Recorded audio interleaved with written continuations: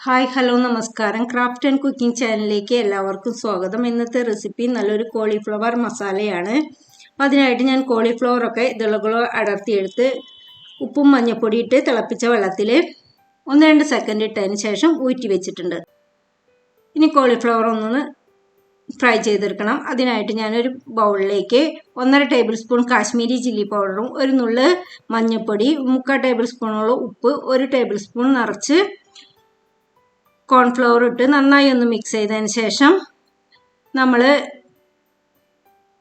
തിളച്ച വെള്ളത്തിലിട്ട് ഊറ്റിയെടുത്ത കോളിഫ്ലവർ അതിലേക്കിട്ട് നന്നായി ഒന്ന് മിക്സ് ചെയ്തതിന് ശേഷം ഒരു 10 മിനിറ്റ് മാറ്റി വയ്ക്കാം.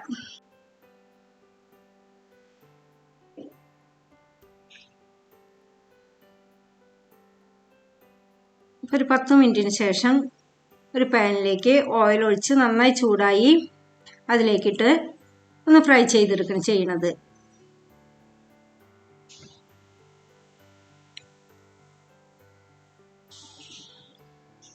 അപ്പോൾ നമ്മുടെ കോളിഫ്ലവറൊക്കെ ഞാൻ ഫ്രൈ ചെയ്തെടുത്തിട്ടുണ്ട്.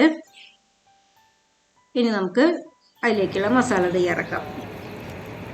അതിനായിട്ട് ഞാനൊരു പാൻ വെച്ചിട്ടുണ്ട്. അതിലേക്ക് ഓയിൽ ഒഴിച്ചു കൊടുക്കുന്നുണ്ട്. അപ്പം നമ്മൾ കോളിഫ്ലവർ ഫ്രൈ ചെയ്തെടുത്ത ഓയിൽ തന്നെയാണ് ഒഴിച്ചു കൊടുക്കുന്നത്. ഓയിലൊക്കെ ചൂടായിട്ടുണ്ട്. അപ്പം അതിലേക്ക് ഒരു 4 വെളുത്തുള്ളി ചെറുതായി കട്ട് ചെയ്തത്, ഒരു കഷ്ണം ഇഞ്ചി ചെറുതായി കട്ട് ചെയ്തത്, ഒരു 4 പച്ചമുളക് കട്ട് ചെയ്തതാണ് ആദ്യം ഞാൻ ചേർത്ത് കൊടുത്തുള്ളത്. ഇതിൻ്റെ എല്ലാം പച്ചമണം മാറി വരുന്നവരെ ഒന്ന് വഴറ്റിയെടുക്കുക.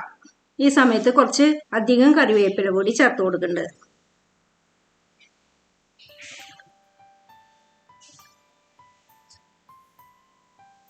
വെളുത്തുള്ളിയുടെയും ഇഞ്ചിയുടെയും പച്ചമുളകിൻ്റെയും പച്ചമണം മാറി വന്നപ്പോൾ അതിലേക്ക് മീഡിയം സൈസുള്ള 2 സവാള കട്ട് ചെയ്തത് ഇട്ട് കൊടുക്കുന്നുണ്ട്. ഇനി സവാള നന്നായിട്ട് വഴറ്റിയെടുക്കുക. ഈ സമയത്ത് ഇതിലേക്ക് 1 നുള്ള് ഉപ്പ് കൂടി ചേർത്ത് കൊടുക്കുന്നുണ്ട്. ഈ സവാള നന്നായി വഴണ്ടു വരുമ്പോൾ ഒരു മീഡിയം സൈസുള്ള തക്കാളി കൂടി അതിലേക്ക് ചേർത്ത് കൊടുക്കുന്നുണ്ട്. ഇനി തക്കാളി കൂടി ഇട്ട് വീണ്ടും നന്നായിട്ട് വഴറ്റിയെടുക്കുക. തക്കാളിക്ക് നന്നായി വഴണ്ടു വന്നിട്ടുണ്ട്. ഇനി അതിലേക്കുള്ള പൊടികൾ ചേർത്ത് കൊടുക്കുക. 1/4 സ്പൂൺ മഞ്ഞൾപ്പൊടി, 1.5 സ്പൂണോളം മുളക് പൊടി, 3/4 സ്പൂൺ കുരുമുളക് പൊടി, 1 സ്പൂണോളം ഗരം മസാല. ഇത്രയാണ് നമ്മൾ ചേർത്ത് കൊടുത്തുള്ള പൊടികളെല്ലാം നന്നായി മൂത്ത് വരുമ്പോൾ നമുക്ക് അതിലേക്ക് കുറച്ച് ഏകദേശം 1 ഗ്ലാസോളം ചൂടുവെള്ളം ചേർത്ത് കൊടുക്കാം. 1 ഗ്ലാസ് ചൂടുവെള്ളമാണ് ഞാൻ ഒഴിച്ചു കൊടുത്തുള്ളത്. പിന്നെ അതിലേക്ക് ആവശ്യത്തിനുള്ള ഉപ്പ് ഇട്ട് കൊടുക്കുന്നുണ്ട്.